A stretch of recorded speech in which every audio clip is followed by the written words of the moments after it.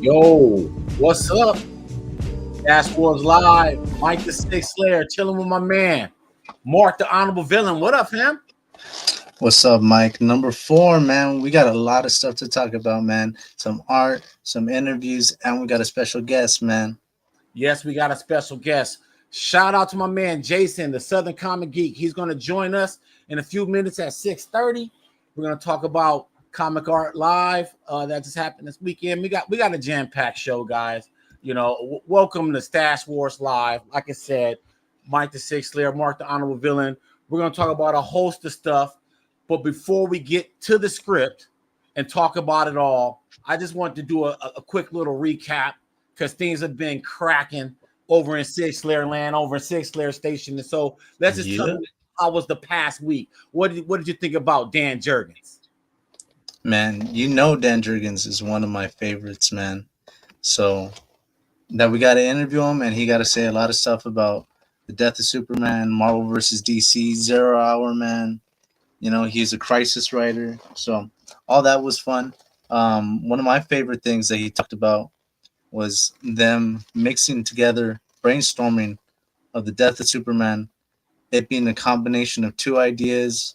Dan Jurgens thought about a monster destroying Metropolis, Yep. and Jerry Ordway always wanted to throw out Superman dying, and they combined those two, and that's how Doomsday killed Superman. Yeah, man, I thought that was real cool. One of my favorite interviews of the year could be a Stash Awards nominee. Just letting y'all know, on December 4th, we are doing the Stash Awards Wednesday. We're gonna be talking about all kind of craziness. Join us. We're gonna talk a little bit later about the Stash Awards and what are the nominees and all of that stuff. But we just want to put it out there right now. On the 4th, Wednesday, 6 p.m. Pacific, you're going to see some stuff. Who is going to be the legend? That's what I want to know. Who is going to be the legend? I mean, we can't say. We got to keep things mum right now. But I don't know who's that. Huh? Who is that, man? I don't know, man. All I know is a silhouette of a legend. Okay, and who's it going to be? Who's it going to be?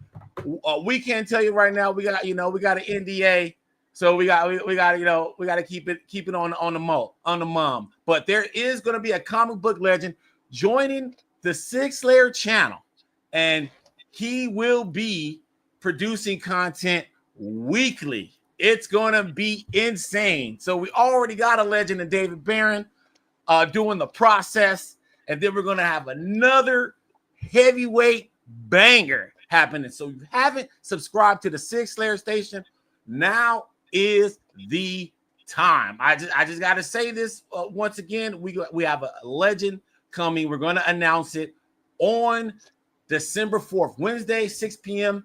Pacific. Yes. Okay. Back to Dan Jurgens. That was a big digression. I mean, I think the guy is an unsung hero in all of comics. I mean, Zero Hour. He wrote and penciled a weekly crossover that has never been done before. It will never be done again. So I mean, this dude is just a heavyweight, champ. I love him. But I will say the other point that that I really liked about Dan Jurgens was he said something, and I was like, okay, he was gonna put it out there. He told these artists to suck it up. I don't know if you remember that part in the interview when he told people to suck it up, artists to suck it up. I do remember. Absolute Batman, right? And he was saying that after like 4 issues, there's going to be a different artist. And coming from Dan Jurgens, a guy who has written hundreds of pages and drawn hundreds of pages. And, it just made me think that maybe, is it harder? I don't know. What is your opinion? Is it harder to make comics these days? Because there is a lot of turnover with artists and stuff like that. Well, like, you can consider what J. Scott Campbell said on the show. He said there's a lot of distractions today. But a lot of the other stuff that people keep on saying on the show is that digital art's easier. So if people aren't doing traditional, you know, you don't have to ink. You can just revise your thing and everything. I don't know. I'm not an artist, man. So I don't know. I'm not an artist either. I just found it interesting that he was like, "Come on, guys, suck it up." You know, like, you know, after 4 issues, all the, you know, Absolute Batman has all the push in the world. It might be written in that way. Who knows? But as fans, I know we like our artists and our writers, the creative team, to go on long runs. What are your thoughts in the comments? Do you like your artist and writer to go on a continuous run without fill-in artists? That's what Dan Jurgens is saying. He's saying, "Suck it up, guys." And so I think that's an interesting thing. Okay, we're gonna move to the next topic because we're gonna have Jason on soon. We're gonna move to the next topic, and that topic, because I want to talk about it in depth, because we are the Six Slayers, and I want to talk about low key Sigs for a minute. Oops, I moved real quick. I moved low key Sigs. too fast. Too fast, yes. Low key SIGs. Let's talk about it. But before we talk about what a low key SIG is, Mark, can you tell these folks what's the opposite? What is a high key SIG? What is a SIG that's, you know, you need a VIP badge for? So your high key SIGs, you got like Jim Lee for sure. You know, everyone knows Jim Lee, $60, and then the line's a mile long. Frank Miller, $80. Another line that's miles long. You got Clayton Crane. You got Art Germ. His is a long line. Who else? Jeff Johns usually has a huge line. $30 a signature. Scott Snyder, Greg Capullo, James Tynion. These are high key. Now let's talk about low key SIGs for a second. Now, I hope my man Tony, the Signature King, is watching at some point, because low key SIGs are those signatures from maybe the inker, usually the inker that goes like peanut butter and jelly with the penciler, but that inker is never around, or he does regional shows, or she does regional shows. Don't go to the big shows, or you got to do the mail-ins, right? They're not expensive. They're just hard to get a hold of. Those are low-key SIGs. But if you got these signatures, though, it just brings the value up of those books. And I'm not even talking about on a monetary value, but just from a collecting standpoint, just having a sick-ass book. Everybody wants, that sick piece in their collection, whether it be a crispy, 90-degree angle, glossy, covered, rare key, or a variant cover, whatever it may be. That's we want something that's valuable to us. It's not always about the money. So low-key SIGs are probably free, $5 chucks, somewhere in that range. You know what I mean? But they have a resume that's expansive, and they're a part of key stories that it just adds to it. It's like that rug on the Big Lebowski. I don't know if you've seen the Big Lebowski. It's that rug that tied a room together. So low-key SIGs ties the room together. Okay, it ties the book together. So let's just start on these low-key SIGs. I want to unpack this. So let's talk about Joe Staton, right? Joe Staton. I don't know how to pronounce his name, but Joe Staton. This dude, we met him in Baltimore, right? Doesn't come around, but this, not only is he a legendary comic book creator or fabulous artist, he was also a part of so many pivotal stories. Some are not as popular than others, but then you're like, oh, wow, he was a part of that. So his career is all over the place. Do you have a Joe Staton book that you want to share? I only got one, man. I was packing light to Baltimore, and I think that's usually my method now. I like to pack light now. And I got my one important book that I really like. Ooh. First appearance of Kilowog. Got Steve Englehart on it, Joe Staton. Who's the inker on here, man? I got to get the inker now. I got to get Mark Farmer on this, Oh, Mark Farmer. That's another low-key SIG. Never met him before. Never But yeah, met him this is a nice before. one. What do you got, Mike? What do you got from Well, Joe Staten? Man, Joe Staten. So that's how you pronounce his name, Joe Staten. I asked him, and I think that's how you pronounce it. Now this one, this is Green Lantern 188. I believe this is the first appearance of Mogo. Yep, it's got an Alan Moore story in it, right? Alan Moore story, and it's the first appearance of the Book of Oa. And this is a cover by Joe Staten, and you have John Stewart, who just got a statue. Did you know that? He just got a statue in Burbank, John Stewart. Yeah, man, I know. That was super low key. You're talking about low key stuff? That was low key. That was low key, and it was giving out a book. Okay, here's another one. Okay, are you a Batman Beyond fan, Mark? Yeah, I love Batman Beyond. I love the series, man. The first appearance of Ink. The first appearance of Ink, and look at Joe Staten's ink right there. The first appearance of Ink. Look at that. Very Just got this in Baltimore. This is low key G. And then here's another one. This one is perhaps my favorite. Triple Sign: The Untold Legend of Batman 3. Who you got on there? Joe Staten, Lynn Wein, and Jose Luis Garcia Lopez. Look at that. Three legends, man. This is an original. This is not that the reprint of it or the little play along record with the little small comic. This is the OG Triple Sign. How many of these do you see out there in a while in the CGC census? Lynn Wein, Garcia Lopez, and Joe Staten. Crazy. But wait, there's more. Yeah. Then we're talking about low key SIGs here, and let me just keep that up. Low key signatures, right? Signatures that are inexpensive, but they tie the room together like Lebowski. I'm going to keep going. They tie the room together. We're going to talk about Kevin Nolan. Do you have anything from Kevin Nolan? He's another guy. Heroes Initiative. You have to do a donation for Heroes Initiative for the most part. Whenever you see Kevin Nolan, what do you have from Kevin Nolan? I have a few things from Kevin Nolan, but I'm going to show you this one because this one's a really nice one. So Kevin Nolan on top right there, and then you got Ron Mars and Jose Luis Garcia Lopez, man, the legend. So we just did our interview with Ron Mars. That's going to be coming out pretty soon. Garcia Lopez is on our list. We want him. If anyone has a Garcia Lopez contact, let us know. Let us know. That would be awesome. DC Shinte said on IG, who's winning the stash war right now? I don't know, man.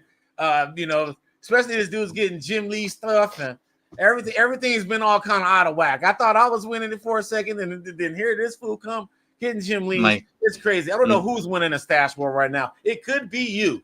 We don't know. Kevin Nolan. Okay. Go ahead. With you, it's always a stash massacre, man. I can't compare to you, man. Never can. Man, there's Never people will. out there, man. There's people out there like Jason from Southern Comic Geek, man. That dude has a insane collection, and I can't wait to talk to him in a few minutes. We're about 15 minutes away from that. So, boom, Kevin Nolan. This is why tying a room together. You count all these SIGs. I'll tell you right now, there's a Michael Turner on there. Say something in the comments if you're a Michael Turner fan. Michael Turner's on there. Jim Lee. Wait, let me see if I can guess all of them. You got Jurgens, Kevin Nolan, Jim Lee, Andy Kubert. Yeah. You got I think that one on the bottom is Michael Turner, Alex Sinclair. Yep. Who's that on the side next to Andy Kubert? I don't know that one. Oh, in the black? In the black, yeah. That's George Perez. Oh, you son of a bitch. Never met him. Scott Williams. Who's that by your other hand right there? The small one. That's Peter Steigerwald, Rags Morales. Rags Morales. And then who's that one above? And then that's Brad Meltzer. That was Brad Meltzer in NegaCon this year. Okay. And then Kevin Nolan on top. Bam. But look. Almost had all of them. The J. Scott Campbell covered the same book, but this one got more SIGs on it. I'm not going to get crazy.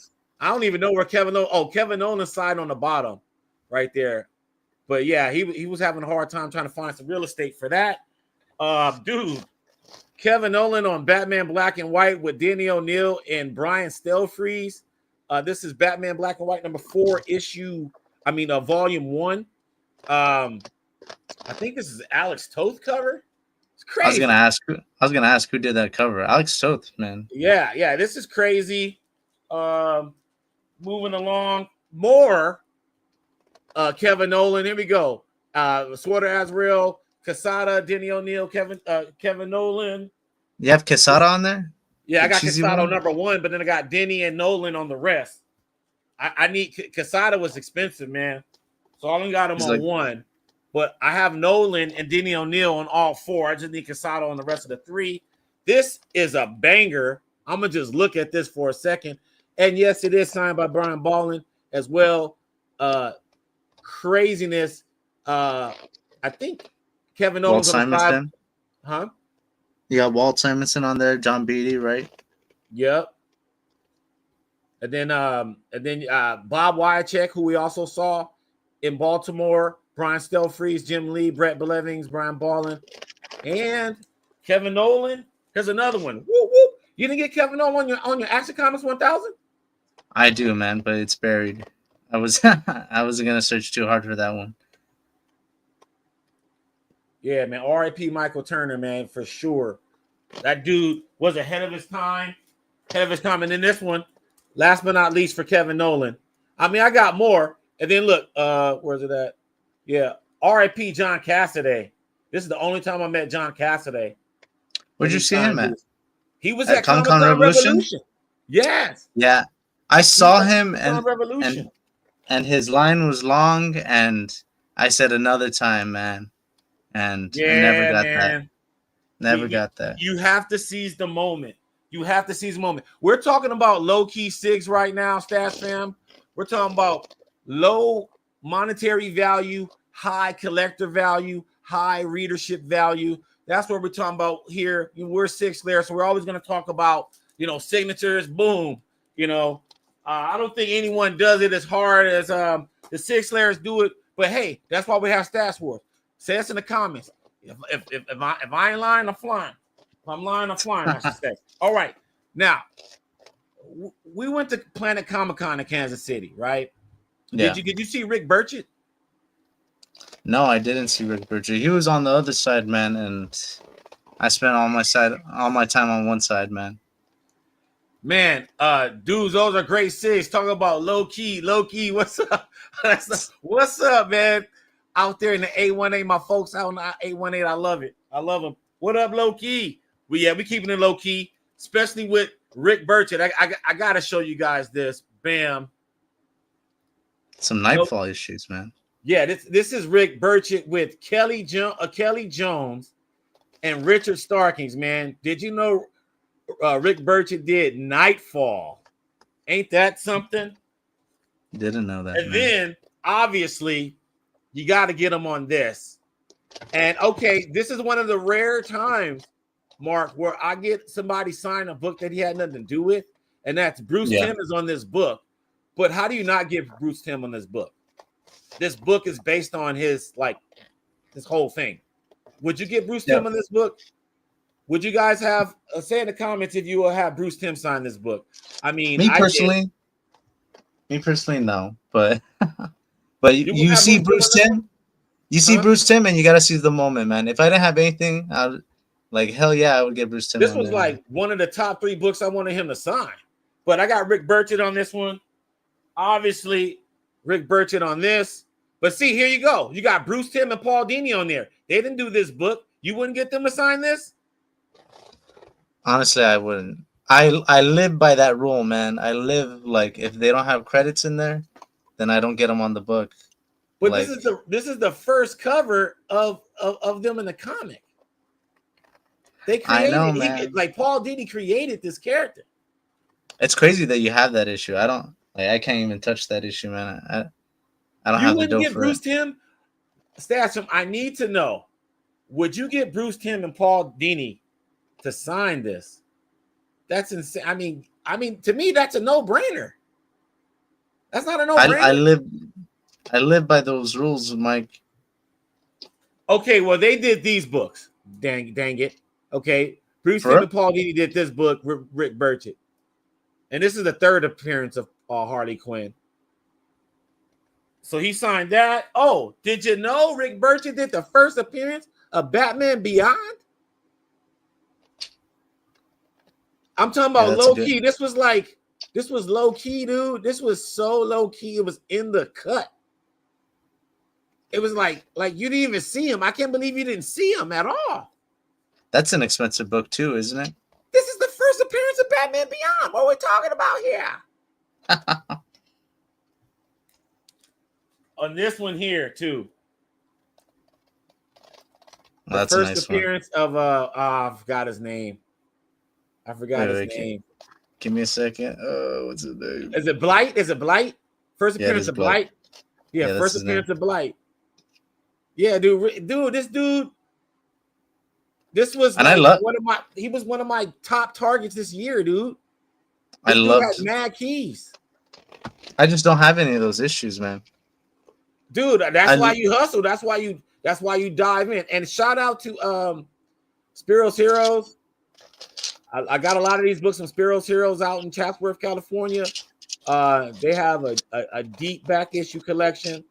Shout out to Elvine's Comics. Elvine's Comics. I think I got this from Elvine. Okay. Last low key before we bring in Jason. Mike DeCarlo. I'm just gonna take it over right now because I'll just show you just because you bring the sex appeal to the show. You're the heartthrob, you know what I mean? So I gotta show you so people don't leave. But then now here we go. Back to me. Mike DeCarlo, guys. I mean, Crisis. This is Crisis number 3. And yes, George Perez did that. I was gonna ask about that. Yeah, this was the last time I saw George Perez in Vegas. Shameless plug. Watch Hollywood Signs on Tubi. I'm in there, and it's all about my journey, but it's all about signatures. But they follow me, as I meet George Perez for the last time.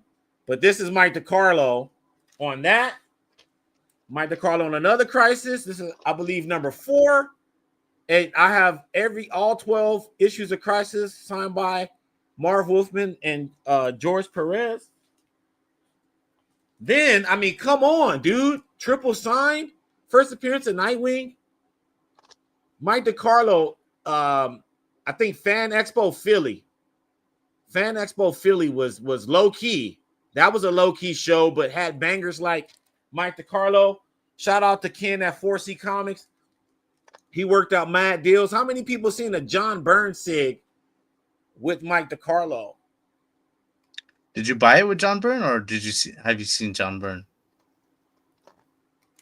I got this with John Byrne on it. Never met John Byrne. But this here, Mike DeCarlo with Jim Starlin and Bill Sienkiewicz. Bill Sienkiewicz inked this cover with Jim Aparo. I had to get this triple sign. Like, how many people got this book triple sign? Holler at me. Holler at me if you got this book triple sign. And so Mike DeCarlo, this is a low-key sig. But, I mean, in comparison to Bill Sienkiewicz and Jim Starlin, but Mike DeCarlo holds his own, too. Have you seen his cover recreations? No, Here's a banger. Here's a banger. Mike DeCarlo on this. You got this book? Batman I got that 423. book. I only have the Todd Father on it. No Starlin, no Mike DeCarlo yet. But you have it. Yeah, I do have it. I got this. I got this signed when Jim Starlin used to be free. I like those direct markets better, man. I like that little the UPS code with Batman in it. And then here's the Spectro Comics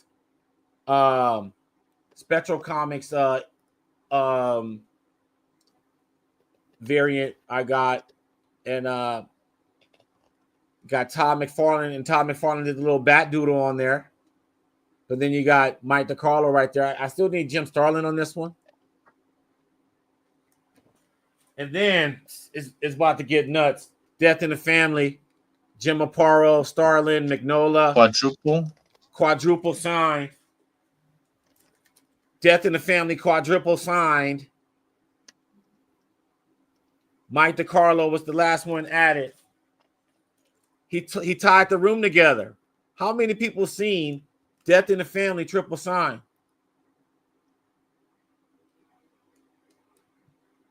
How many seen these? All four of them. This is all, Mike DiCarlo, Jim Aparo, Mike Mignola. This is crazy. Jim Starlin. Insanity. And then, here we go. Lonely Place of Dying. He's back with George Perez again on Batman. Marv Wolfman. Look at that.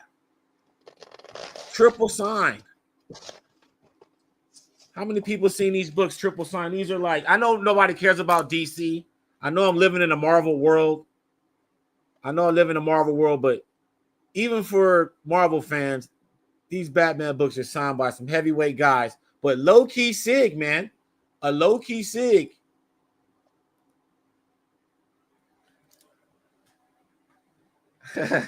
Slacker, Southern Comics. Slacker.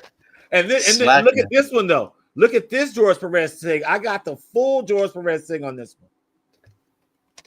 You normally get this George Perez, the cursive one. This one is just like art signature one with Mike DiCarlo. So this is what we mean by low-key Sig, Stash fam. This is what we mean by low-key Sigs. We're talking about Mike DiCarlo. Would you say he's a legend, right? He's been on so many things, man. He's been on so many different projects. I just gave somebody a visual Wikipedia of his whole career right now. And there's way more than that. So we're a couple minutes away from a man, Jason from Southern Comic Geek, joining us. And yeah, we're gonna talk about Comic Arts Live. And let me get all my stuff together real quick, because this is what we're gonna talk about Comic Arts Live with Southern Comic Geek. Want to get all that laid out. I'm excited, man. Yeah, I'm real excited as well. I met Jason in Baltimore. I met a lot of people for the first time in Baltimore, and so I gotta say, there's a lot of shows where you can say, okay, this is the best show, that's the best show. Yeah. But I don't think I had a better time. I had such a great time at Baltimore. I have to say that's probably my favorite experience this year. What do you think about Baltimore? Baltimore is like one of my favorite cons, man. I've been to it twice now. I love all the classic comic creators that go there. You can always get something for a good price. You can do that at San Diego Comic-Con too, but it's just a nice town, be on the East Coast, not too crazy like New York Comic-Con and everything. It's enjoyable, man.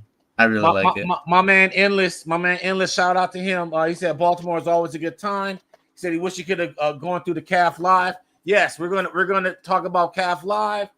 We're gonna talk about Jason and all the things that he's into. And we're gonna have a blast. So stick around, especially.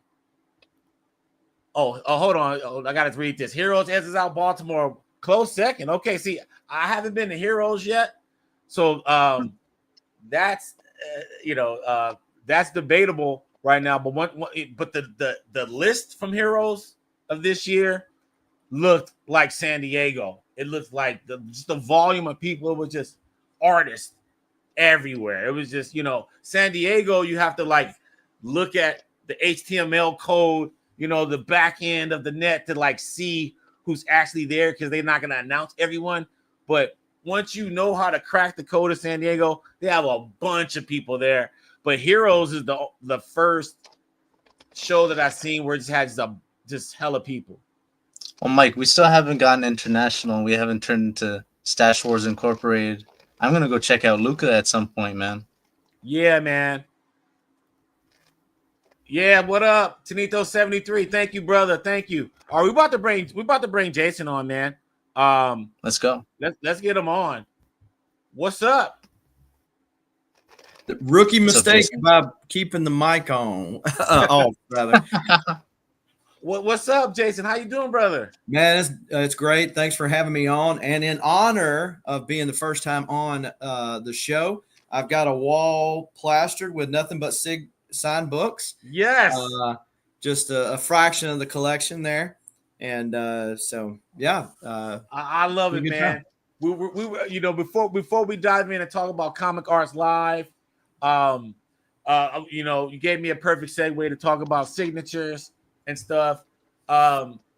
Was your appreciation for collecting comic art, did that come out of evolution from collecting signatures?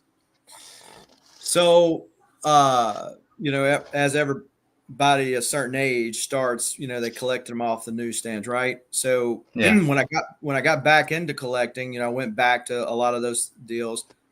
But, you know, most of the stuff that I liked, it wasn't really expensive. I've picked up you know, some expensive books. I got a Hulk one, and I've had X-Men one, all that kind of stuff. But you know, it's just like, you know, you can buy that stuff. Like, what makes it hard in the day of the internet is something you got to hunt, right? That's half the fun of the hobby is the hunt. Right. So when you go, the kind of the evolution of that is the signature.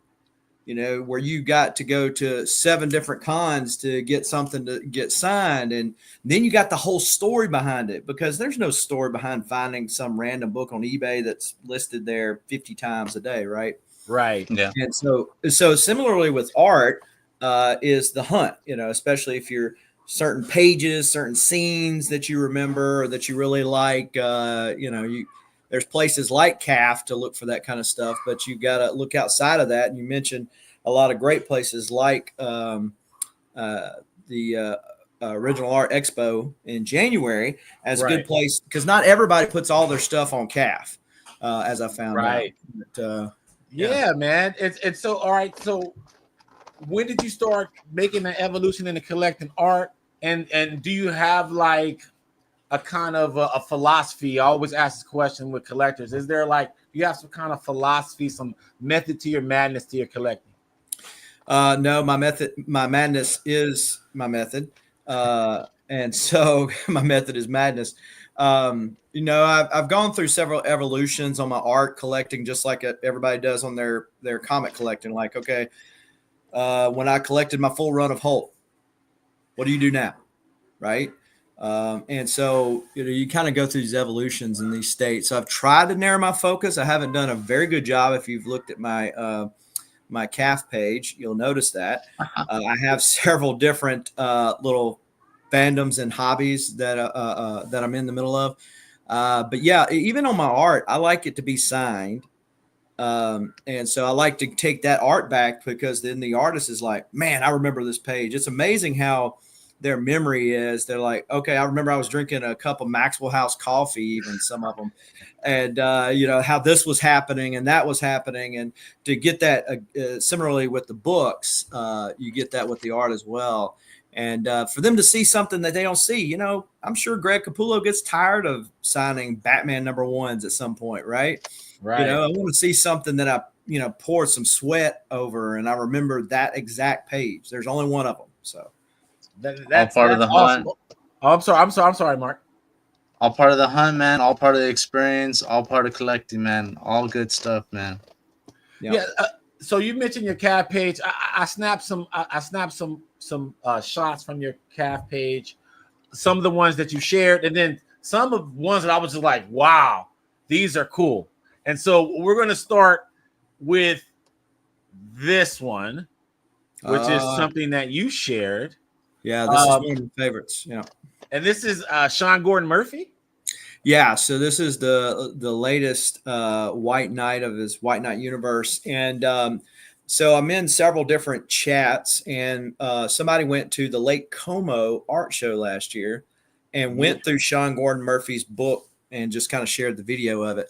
And I seen this page, and I was just like, wow, that was an awesome page. he's going to sell it by the time I see him in Dallas. So I went to Dallas Fan Expo this year, and there it is. And I'm like, what are you going to do? What are you going to do? Wow. So he's really good about putting all these Easter eggs, but there are so many Easter eggs in that one page. You see the shadow of Batman and Robin when they land, the classic run with Robin trailing behind Batman. He jumps up, he drops the bomb, and it's written like bomb, just like he would have the bat bomb, in his utility belt, and then back to back in that last panel down there. It's just one of those pages. It's up on my wall, so it gets looked at quite often. I gotta read this comment from IG. The Endless. Let us not get it twisted. Lake Como over everything. So to your point, you saw something from Lake Como. You saw that from Lake Como, and there it is, one of your favorites. My man Endless. He be going to Lake Como, I think, annually now. Yeah. It is. Yeah, it's the creme de la creme. But yeah. So here's another one. Classic. Yeah. So this is the from Batman 2, which is the first appearance of the Talon, and this is the second page. So the first page is like a full splash of the Talon standing there over Lincoln Marsh, who is presumably Bruce Wayne's brother, Thomas Wayne Jr., right? And so this is the first fight between him and Batman. Interestingly enough, for those who are, this Thursday starts an auction on Comic Link for the page after this one. Really? So, yeah. Okay. I have a question real quick about this. Give me 1 second. There we go. I have a question about this. Let me even show it up again. Okay. Now I noticed it. Now is this? I noticed that the pages that are available from Jonathan Galapian's site. Mm-hmm. Were they separate pencils with inks, and you got a copy? You got the inks from Galapian, and you got the pencils from Greg Capullo. How what are these pages like? No, yes, they are on separate pencils and ink boards. So interestingly, the third panel down with the Talon's butt to the deal on the pencil page it's flipped. Bruce is on the right and the Talon's on the left. And there's notes on the pencil page that says, flip it. And so they flipped it digitally. He prints out the blue lines and Jonathan inked it. So unfortunately, these are not together. So I've got them in a dual frame. But you have both of them though. Yeah. I bought both of them off of Comic Link last year. Actually in December, next month will be a year ago. And so they were together. And when they do have blue, when there's a blue line out there, I like to pair them back together. Right. If I can. So whatever reason, the Dark Knight metal stuff, it was actually done on board, which I have one of the all the evil Batmans inside of Wonder Woman's Magic Lasso page too. All right, here's another one. Now here's I just kind of pulled these randomly, and I love the way how you explaining these, but this Ed McGuinness right here. Oh my goodness. So this was one of those weird off of the chasing a rabbit off of the trail parts. I wanted a McGuinness Hulk. That is the main reason I bought this. Okay. So Anthony had this, showed it on the show, didn't sell it. And so he was wanting to make a deal. So I made a big deal for a bunch of art, and this was part of it. And Rick, what's Rick's last name? He does a Captain America podcast. He's a Captain America art collector. And I've got a picture of him at Baltimore just when we were all sharing each other's portfolios, him just staring at this. But he actually has a podcast that they do every week. But yeah, I bought it for the Red Hulk. That's right there in the middle. But you gotta, I can't deny that this is an awesome Cap page more than anything. Yeah. He's sitting there throwing the shield on the bike.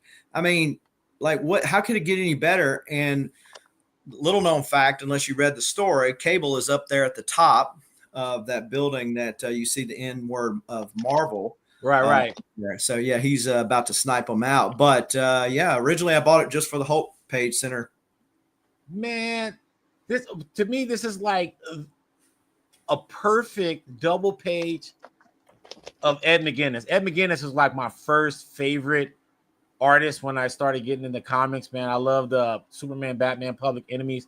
I just love it just reminds me of cartoon animation. This right here is insane. I had to pull that out there, man. That's an awesome get. And then here's another one. These are completely random. Jason has no clue what I picked from his cap page. So here we go. Bam. This Josh Cascara, man. Yeah. So so Ileana Rasputin, which is Colossus's sister, is magic, and so she opens up portals. For those who are not X-Men fans, opens up portals to Limbo. So the Sentinels had gotten Iron Man's technology. That's why the Sentinel looks like Iron Man there. So basically, she opens and closes that portal and chops the Sentinel in half. So she's just sitting there saying die, die, die, and she's just chopping the thing. The next page shows only the heads left outside of Limbo. Okay, so Mike was kind of right, because he said Iron Man when we were looking at this before, but I was like, no, that's a Sentinel. So I didn't know the context either. Yeah, so sometimes sometimes I like the black and white because the color makes you lose the thing of the art, and sometimes the opposite is true. So yeah, I thought it was a Sentinel at first, but then the circle on the chest made me think it was Iron Man. Right. And so that's what made me think it was Iron Man. It was just a new character design or whatever. But I'm a DC homer. There's very few Marvel stories I read. I could Ultimate Spider-Man. I read most of that. Oh, look at that. Neil Adams, Batman, Superman. Oh, that's awesome. That's awesome. That's sick, man. Yeah. Or you might like that Jason Fabok Joker over there too. Oh yeah. My Jeebus. He's over here flexing. My man is flexing. I love it, man. Okay, here's another one. Bam. Adam Kubert. So Adam, of course, he comes from, Joe Kubert, his dad. I mean, Andy, his brother. Now his niece is also, Emma is drawing as well. This page, if you're an X-Men fan, had it all. And of course, if you follow in the storyline, and that's kind of one of the things that makes it hard for me to pigeonhole myself like other collectors do, is because I'm more story driven in the art that I buy. Because I like the panel, because I remember like that story, and it gives me that memory point. And so, the X-Men had kind of broken up, they come back together, and, at the right time, as they always do, it's a trope. Nightcrawler, Storm, Colossus come over and save Scott and his brother from getting butchered by Ahab. And so if you read the word bubbles, which unfortunately are these days not only art pages, they said, I can't believe that you came. They said, that's what we do, that we're family, right? And so the X-Men's a whole family thing. So, it's a great Nightcrawler jumping in there like that. I actually called somebody who knows Adam Kubert personally and has a buttload of Adam Kubert art to make sure this was authentic before I bought it. So. And I'm assuming that's one of the pieces that he did where it was published pencils, because he does that too sometimes, right? Yeah, it was inked digitally, and so and that was the odd thing about it. And so I called Rob or text Rob. I said, hey, can you? He's got Adam's direct number because he's bought a. If you remember the story where right before Age of Apocalypse, where Wolverine pops the claw into Sabretooth's head. Okay, yeah. He owns that whole book. And so Rob is like this with Adam. Oh, I got Mike that they work on Batman. So I got over here on IG. They know, like, if you haven't worked on Batman, to me, you probably haven't been born yet. So You're dead to me. yeah. He said, and then endless. No, goes, not- not truly dead. the kiddie pool of collecting. You're not even born. Yeah. But I Yeah, love this that's- education, man. This is fantastic. I mean, those are fantastic pieces. Going back to the Kubert piece, going back to this piece, yeah, I automatically just knew that this was one of those pieces that were, because Kubert that were inked digitally or just colored on top of pencils, because both of the Kubert brothers did that quite a bit with their Marvel stuff. And so that's what I like about this, because sometimes it's cool getting a straight pencil piece, but you want it to be the published. You want that to be the last part of the assembly line. Right. And then yeah, it goes to colors and letters and stuff like that. But I thought that was cool. I picked that pieces off that because, one, I found out that Kubert he doesn't really Adam Kubert, he sells his stuff, but he doesn't sell like his stuff in mass. He's very selective on what he sells, right? That's right. Yeah, and that goes back to what their dad taught them. And so back when this stuff wasn't even worth nothing, it was just a byproduct of making funny books. He said, "Hold on to your art." And Emma does the same thing. She doesn't sell all her stuff. Emma is Andy's daughter. So all right, let's switch gears and let's talk about Comic Art Live real quick. So for the people that don't know, Comic Art Live is a live, like, kind of like a comic convention for original art collectors, but it's virtual. Yep. And it happens over the course of 2 days, and it's on the Comic Art Fans. We call it CAF for short. I put the Comic Art Fans watermark at the bottom because that's where I got the pictures from, and I want to shout them out, shout the community out. Mm-hmm. But yeah, I want to talk about. I want to open the floor, kind of talk about everyone's experience, because I think we all kind of saw things. We were window shopping on one end, and then probably pulled the trigger on the other end on some other things. And so I want to start with you, Jason, because you did the VIP, mm-hmm. and so you got a chance to actually see the what was there the first 2 hours. So what was some stuff that blew your mind in the 2 hours that you saw that got sold eventually? Well, I shared one of them with you. I don't know if you queued that one up or not. Yeah. Oh, okay. Let's boom. This will be here. This is supposed to be here tomorrow. But yeah, so this is the playing card that retailers gave away as part of the Three Jokers. It's also the image that's on the back of issue 3 of the Three Jokers. And so for those of you who don't know, Jason Fabok does a lot of his artwork digitally. I think you interviewed Jason on this channel, didn't you? Yes, sir. Yeah, you see that call back recently. there? So I mean, to get a Jason Fabok published piece can be kind of a chore and expensive at times. So the guy that had just got this and posted it on his CAF, and I was like, man, this is so awesome. So one of the benefits of being a CAF, I'm getting the word, not platinum member or whatever. Is it premium or something? Premium, like that? thank you. Yeah, thank you. So yeah, premium member, which is only $75 a year. So for $75 a year, you got these little perks, and one of them, as you stated, was being able to get into the show 2 hours early and to snag deals like this, which I did. Wow. And okay, so you gave me the segue on Jason Fabok. So I got to talk about him for a second, because this is what he told us straight from the horse's mouth. He don't make me hate you. Don't make me hate you. I'm gonna get ragey, but no.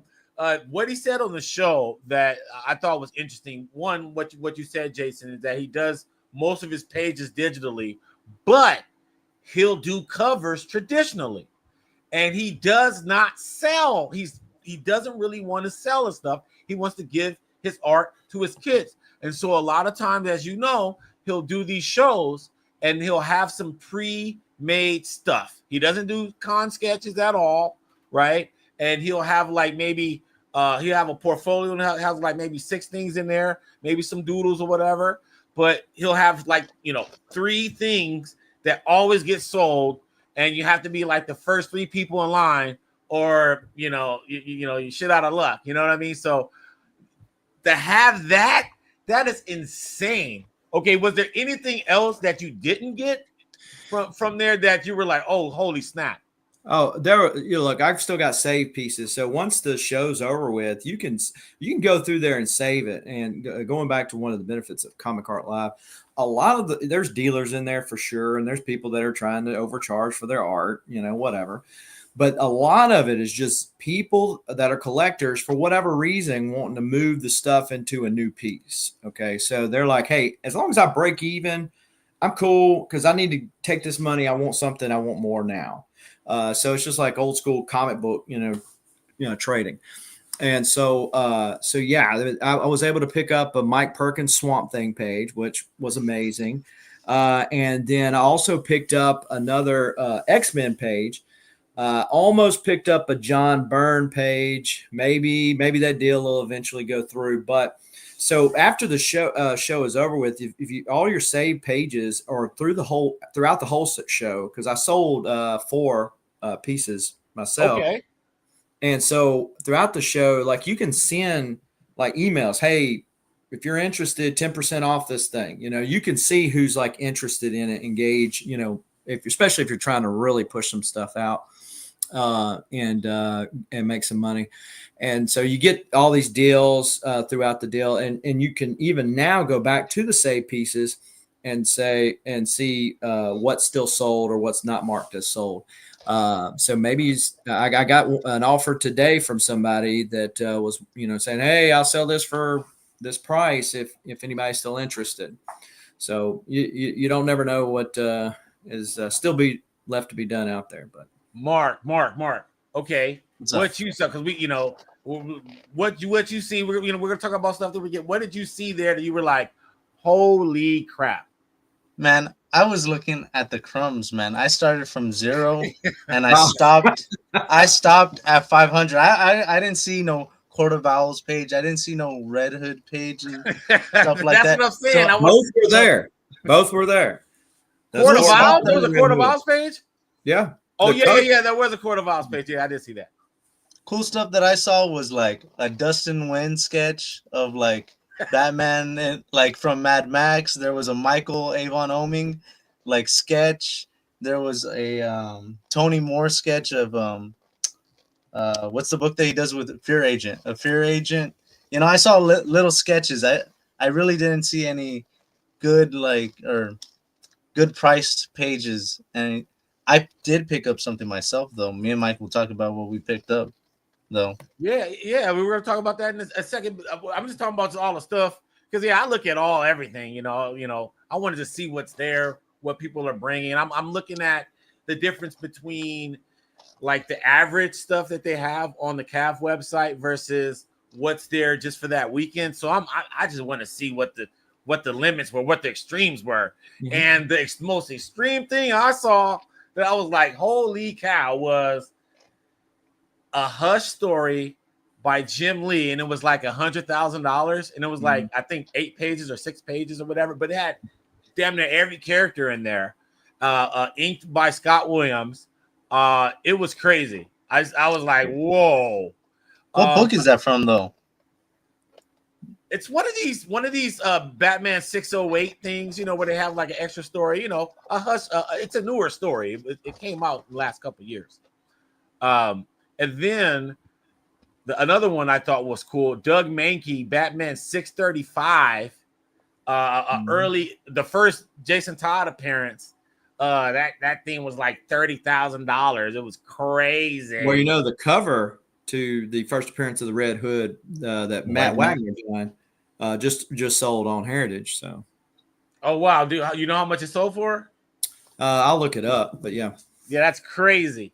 So 35 for that, and then finally, I'm a big Kubert fan, Andy Kubert fan. They had Flashpoint #1, first appearance of Thomas Wayne, and I think that was like 30,000. I was like, nah. So that was like the craziness. But there was a lot of deals too. This year was a big year of the sequel announcements, right? We had Hush 2, Last Halloween, right? And so Eduardo Riso had some Last Halloween pages, and so I thought that was cool. And they were, within arm's reach for some collectors. So I thought that was cool. I'm a big Eduardo Riso fan. And then there were just things in the nooks and crannies. I'm a big Batman fan, and I guess I'm a character collector as well, where I collect things that I read. It has to be things that I read. Things. Hold on. I think it was 135 ish. So it's 112,500. So yeah. Woo, for the Matt Wagner. Wow. Yeah. You could have either got that. I bid on it. That's all I could say. But it was much lower than that when I was bidding on it. So $100 bid on them. Yeah. So hey, look, Carl here. He has a Doomsday page. That's another untouchable thing. By Tom Grummett, Doomsday page. So. Oh wow, that's insane. Yeah. I thought that there was a lot of good opportunities for deals. People were definitely trying to will and deal. They sold almost $1 million worth of stuff too. They announced so about $1 million through there, and it's done twice a year. I would venture a guess that this is the lesser of them, just because you're coming up to the holiday season, and then January is OAX, right? So people start pinching their pennies generally, but I don't know that to be a fact. So. But also it could be people are trying to sell stuff for OAX. Right. So you can get some deals, and this one I saw here. This is Batman #1. This is David Finch. This is Batman #1. Batman #1 was available at Comic Art Live. This is insane. I thought this was just automatic. And say what you want about Tom King, right? How do you guys feel about Tom King's Batman? He was good then. Okay, yeah. This was like cool. This was I was excited when I read this issue for the first time. I was like, okay, finally, Batman is Batman again. Yes, like this is some Batman shit right here. You know what I mean? Like this was such a cool thing. And then later on, he kind of circled back. I think it's like Batman 20, which I think is available on Cav4. It's like the double page spread where you see him riding this plane. It's crazy. This is awesome. So Batman 1, David Finch. This was available. I think there was 2 pages of Batman 1 there. This was to me the most notable one out of all of them that was actually attainable for people to get. This is insane. There's only 3 Batman #1s in history. I don't count Absolute Batman. That's a new title. There's always going to be new Batman titles that spring up that use, whatever incarnation of Batman. But we're talking about Batman, there's only 3 #1s in history. And there was, I think, at least 2 pages on Comic Art Live available. And this one, and you mentioned signatures, Jason. This one is triple signed. It has Tom King, and that's Tom King's old signature. He doesn't sign it like that anymore. And that's Matt Banning, and then David Finch in 2016. So he signed this almost immediately when he made this, because this story was published in 2016 and released in 2016. So I thought that was #1 for me. But what were you guys' overall impressions of Comic Art Live? What was your overall impression, Jason? It was good. As far as like my taste are concerned, the stuff that I liked and I just drooled a little bit over. I saw a lot of those and I've saved them, but I haven't. I didn't buy as many big pieces. I only bought 3 pieces. No, 4 pieces. Sorry, 4 pieces from the show. And so until that last piece, I was actually net positive, which is a nice change. But it was good. I don't think it was overpriced. I think there was some good stuff to be gotten, a lot of variety. And, it's nice to be able to, again, when you're dealing with collectors, they don't mind the deal, working out because they're trying to move it normally just to buy something new. So, Yeah. What about you, Mark? Man, I was sifting through everything. I found myself 2 pieces. I got myself a sketch by Scott Collins. It's 8 heads of the Rogues. So Heatwave, Captain Cold, Trickster, the whole shebang, It was about $200 that I got. And then I got I got the second Batman page. The Batman #1 page. So I have a David Finch in my collection too now. So I thought it was a good page. Were you going after the same one, or did y'all just happen to work out? Y'all weren't fighting against each other. It was a coordinated. It was like a Ginyu Force attack. Mike liked the one with Batman on it. The Batman on my page is like about this small. Like Bane's. Yeah, you're the one Bane in there, though. Building. You got the one that's on the building where they're overlooking the buildings and watching that scene. Yeah, okay. Cobra's in there and then Bane's in there. It's like a little silhouette of Bane and everything. So I think it's cool. Bane's one of my favorite characters and everything. Yeah, to me, you can't beat it. I thought that was awesome. To the other thing that I got, not from this one, but the one from May, was the piece in the back, the right there, the Tony Daniel Detective Comics 1000. So that was there last year, so that's crazy. Or not even last year, this spring. So that's what made me want to keep my alerts out, because I was like, it was pretty reasonable. You see that Tony Daniel with him and Deathstroke, Batman and Deathstroke? Yeah, I did see that one. That one was cool. That was I think from Batman 86. Yeah. But yeah, now I'm cool. It's like, and here's a question. Do you reach a certain point where you have enough from a certain artist and you want to just kind of move on and, Yeah, I do. And there are a couple of issues that I'm crazy enough to try to put back together, which, is, again, a treasure hunt in of itself. But, yeah, I mean, I've got, like in Finch's case, I've got 3 or 4 Finches now, unless it's some other character that I haven't got him to, I'm okay with my Finches, right? There's enough, like Sean Gordon Murphy, like that one page for me, especially as much as I pay for it, that one page for me is like, I'm good. Yeah, I feel you, man. I just want to just show these off again. And while I'm showing these off, Jason, talk a little bit about your channel, Southern Comic Geek. So as I normally say in my intro, I do videos ever so randomly, and that is definitely the case. But yeah, you can find me Southern Comic Geek on IG or YouTube, any of the platforms that I'm on. It's always Southern Comic Geek. If they allow spaces. If not, then it's all one word. But and so I do art hauls, comic book hauls. Used to do a lot of sales. Don't do as much as that anymore. But just some ever randomness. As eclectic as my collecting is, so are my videos. So they're all over the place.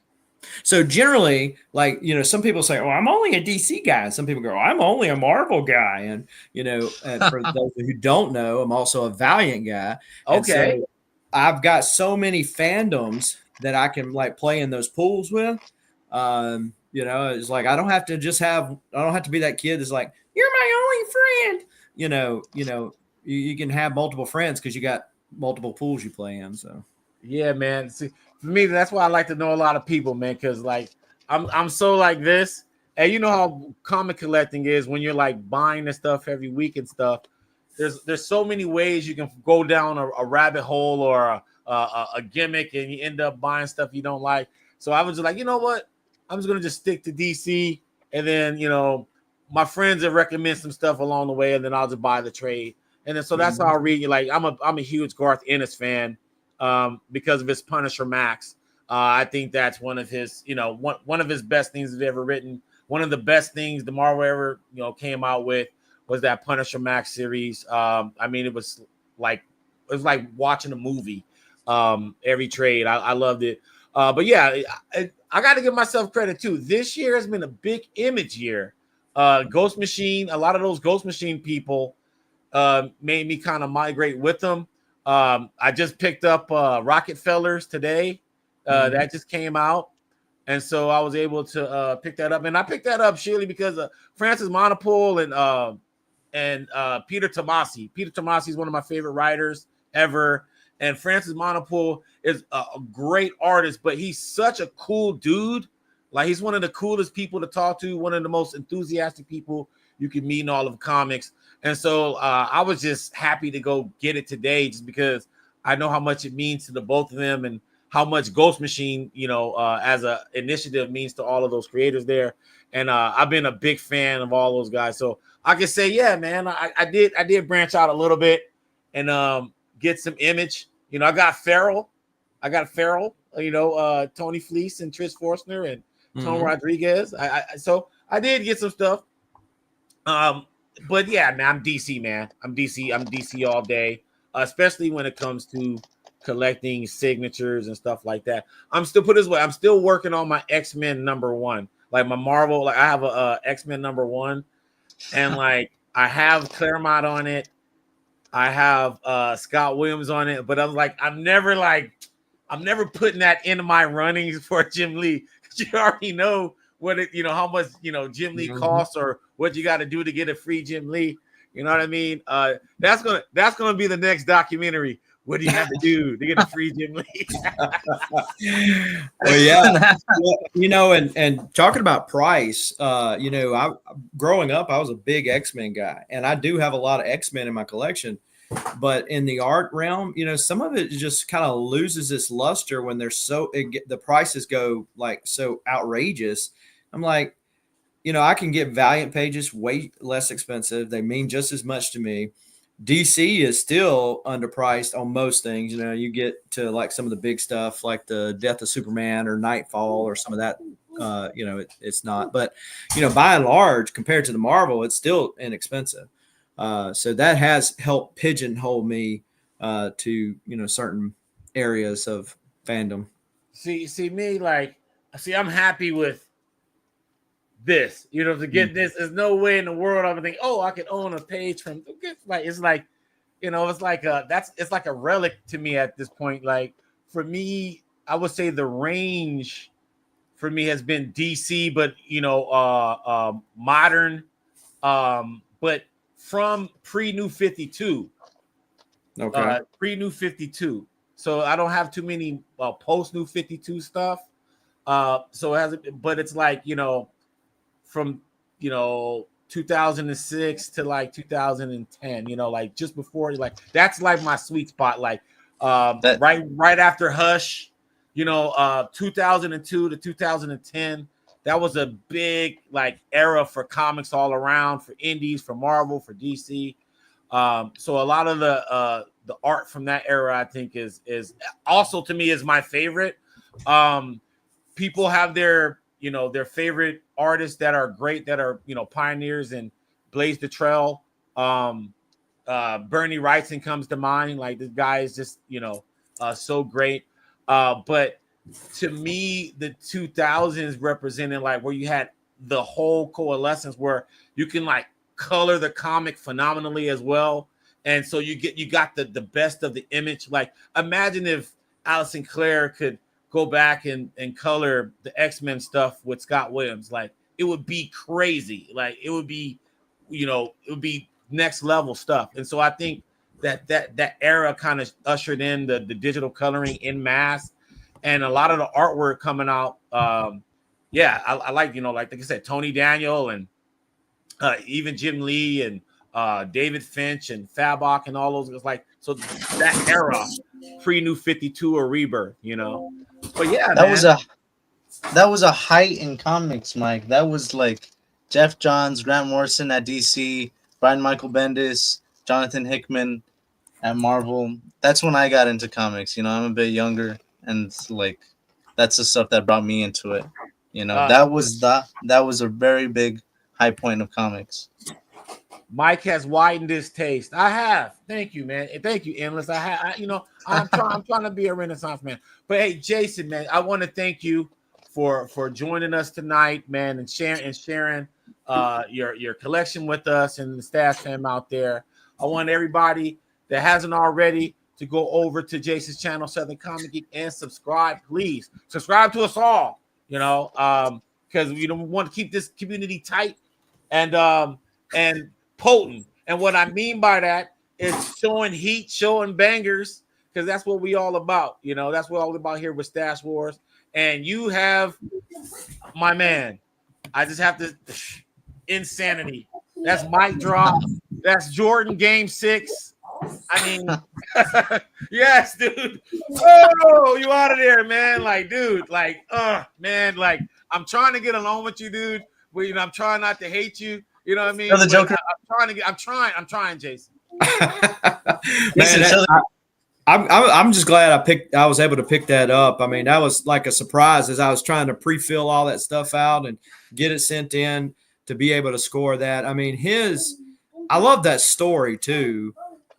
Three Jokers is awesome. Yeah. But then, his art on it was just like so next level. They have a billion variants for everything these days, and I really don't play the variant game other than when I'm super excited about a story. So like I got every variant on Three Jokers, and just went crazy with the variants because me too. Again, if the story excites me, okay, I'll pick up another one because what that does, it tells the retailers that's the kind of story, that's the kind of art, that's the kind of writer that you need to put on that book. You send a signal with your money, right? Yeah, man. I totally agree, man. Three Jokers, I went gaga over that, and that's why I was so happy that I got a chance to meet Jason Fabok on Six Layers, and get to know him on that. And we're going to be having Jeff Johns in a couple of weeks, so that's just a foreshadow.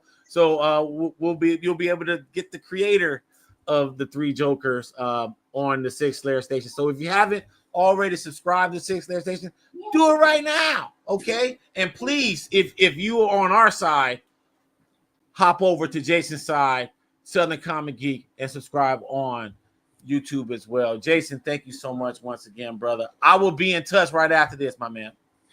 Sounds good. All right, man. So, Jason, thank you. All right. Man, that was dope. It was. I have nothing to say, man. I'm speechless. This dude has just a crazy collection. I mean, my man Endless said he feel like he in the kiddie pool right now. He feel like he in the kiddie pool. He saw his stuff, felt like he was at the kiddie pool. That's crazy. A lot of money, man. A lot of good stuff. Yeah, can't compare to that, man. I have nothing on that, man. Yeah, man. But that's why we bring him on Stash Wars, man. Because hey, it's a competition, but it's not a competition, man. When it's time to shine light on something, shine the light, man. And my man Jason came with the haymaker. He was D Brown 91, in the slam dunk contest. Like just came with it. So salute to my man. So before we jump out of here, we just want to talk about the Stash Awards that's happening on the 4th. And we're going to be making a major announcement. What comic book legend is going to be joining us? I guarantee you guys, this will not disappoint. We will not disappoint you guys at all with this announcement. A legend, one of your favorite comic book creators, is joining the Six Layer Station with exclusive content weekly. And we're going to be making that announcement in a couple weeks, Wednesday, December 4th. Let me put where the ticker at. Let me get the ticker.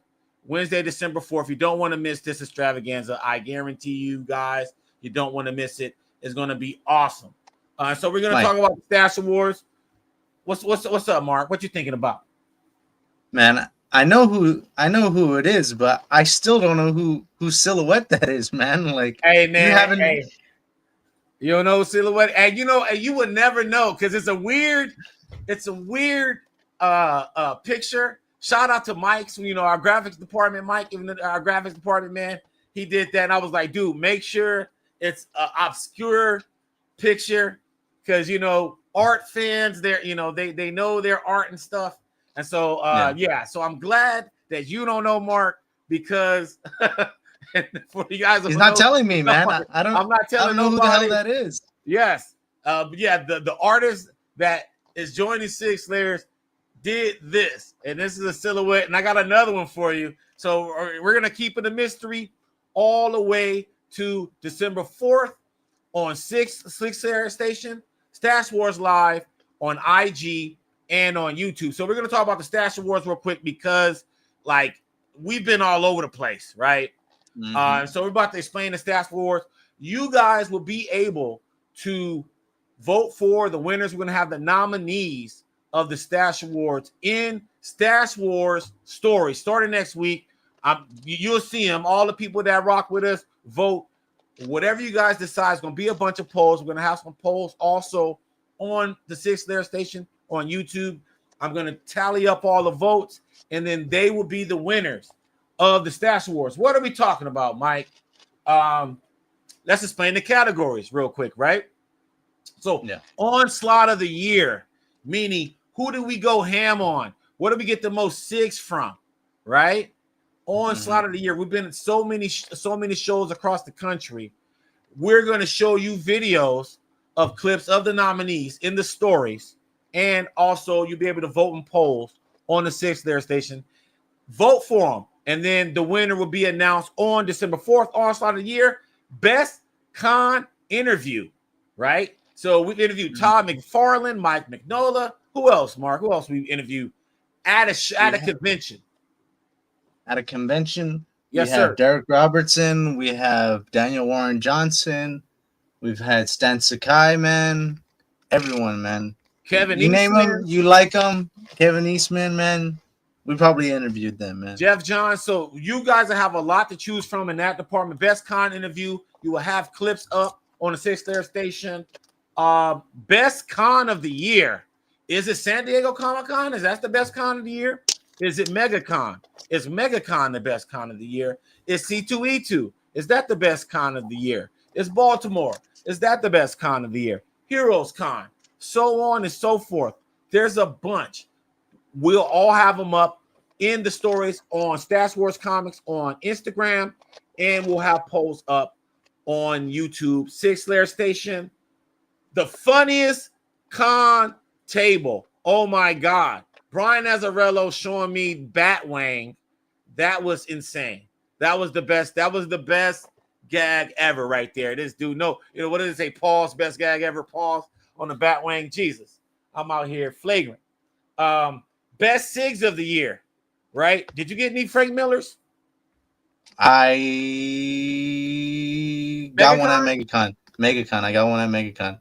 And I'm going to San Francisco. I was about to say. 10 days. That's before the Stash Awards, right? Mm-hmm. Best comment of the year. So whoever wins best comment of the year, Stash Fam, will win an ultimate prize. It will be a 3 Jokers comic, 3 times signed. That's Jason Falbach, Jeff Johns, and Brad Anderson. So you will be getting that. Let me see what it says on IG here. All the Cocos with Rodney Barnes. That was another funny ass experience, dude. Oh no, I gotta say this. Shout out to Quan, dude. Shout out to Quan. Quan, give me a soda. Give me a soda. I missed it. Wasn't Quan, there for that, give man. me a soda. Man, that was the funniest experience. And I think that was at Baltimore. Yeah, man. Shout out to Quan, man. Quan, that's my guy. What else? Stash Awards. Title of the year. Now, with the titles, it's based off signatures. It's based off how many signatures we got that year. So you'll be able to see, and it'll be new titles. So like Ghost Machine, some of the Ghost Machine titles will be in there, but you'll see. What else we have? You want to say another one, Mark? What else we got up here? We got new title of the year based on how many SIGs we got on a new title that came out this year. So which title had the most signatures? We got best cover artist, Best based cover on artist. SIGs, based on who got the most SIGs, whoever's cover artist. So like Jim Lee is one. Well, Jim Lee's mostly a cover artist now. Frank Quietly. Frank Whiteley. Who else? Libra Mayho. Libra Mayho. It's going down. Jorge Jimenez. So That's all you, man.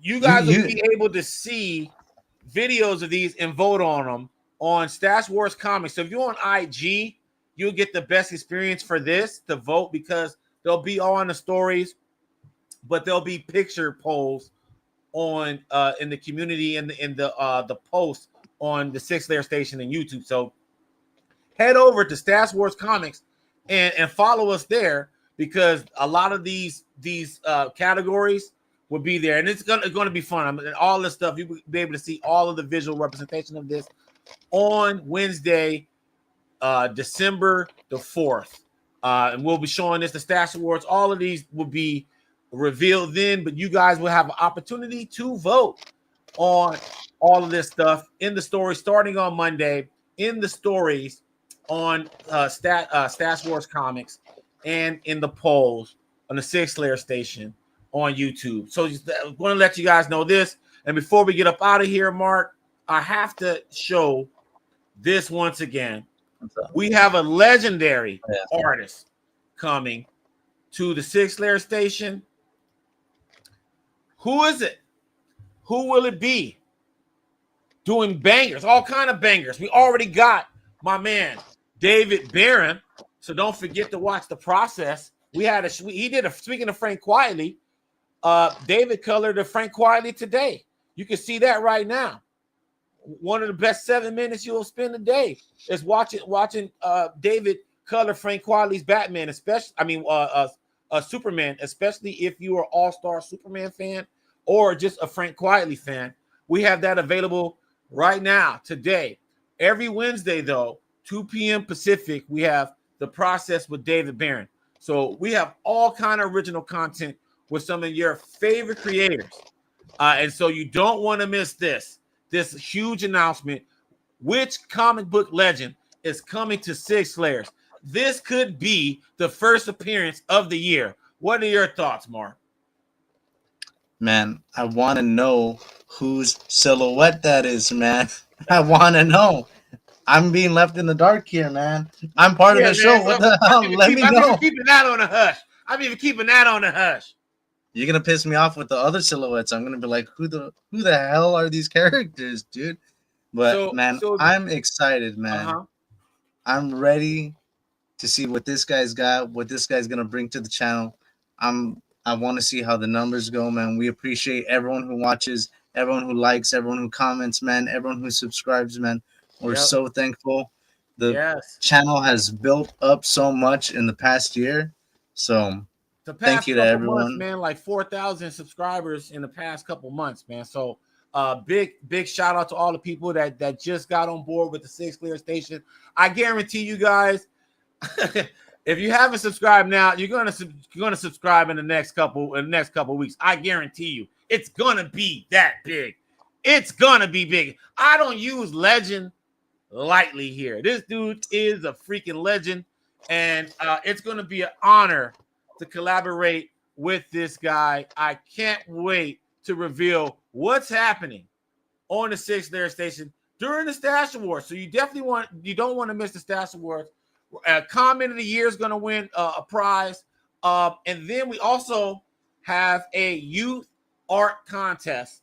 So if you have a son or daughter, have them draw your favorite, comic book character, and you'll win a key comic, a key side comic here. So, we're going to find all kind of weird ways to give out stuff. But top comment wins, and always. That's what we're going to do the next show. Comment of the Year, SIGs of the Year, Onslaught of the Year, Con of the Year, Con Interview of the Year. Oh, here's another one. Best 6 Layers Interview. Mark, who are some of your favorite people that we've interviewed this year? Well, I just told you Dan Jurgens, man. One that I can't forget. That was my first interview coming on here. Mark Wade, such a great writer, such a great Yes. talent that brought so much to the comic community and brought so much to my life reading his books and everything. Other great ones I remember are Jared Conway, the Batman Off-World, a triple interview with David Barron, Doug Mankey, and Jason Aaron. Great interview. Oh, Batman Off-World. Yes, that was sick. We got the Bros. We got the Hernandez brothers on here. Yeah. That's another one of my favorites, man. And then our first international bilingual, Eduardo Rizzo. That's another favorite of mine. Yeah, man. I can't believe we interviewed Eduardo Rizzo, man. That was crazy, man. And the fact that he's such a comic book fan, it was crazy. Please like this video. If you've been enjoying the show tonight, before we get out of here, please like this video. We want to make sure that the comic book community, especially the collectors, the con goers, the movers and shakers, the people that love all your favorite characters, superheroes, indies, and all the stuff, manga, all of it. We'll be covering that here on the Sixth Layer Station and on Stash Wars Live on IG, Stash Wars Comics. So yeah, man, I think we're gonna sign off. But before we do, Mark, I just don't want cats to sleep on this. Like I really don't want cats to sleep on this. A legend. Who is that? An absolute legend is joining us. And on the 4th, we will be making an announcement. It's going to be freaking banana. It's going to be crazy, dude. So, yo. Indeed a legend, man. So, I want to thank everybody for rocking with us. Give you guys one last time. Please subscribe to the Sixth Layer Station if you like signed comics, if you like comic book interviews, if you like process interviews, if you like original comic book entertainment. Please subscribe to this channel. It will be one of your favorite channels of all of YouTube very, very soon. But that's all for our show. Please like what you see. Like this video. And we are out. Mark, I'll holler at you soon, buddy. Peace. See you, man.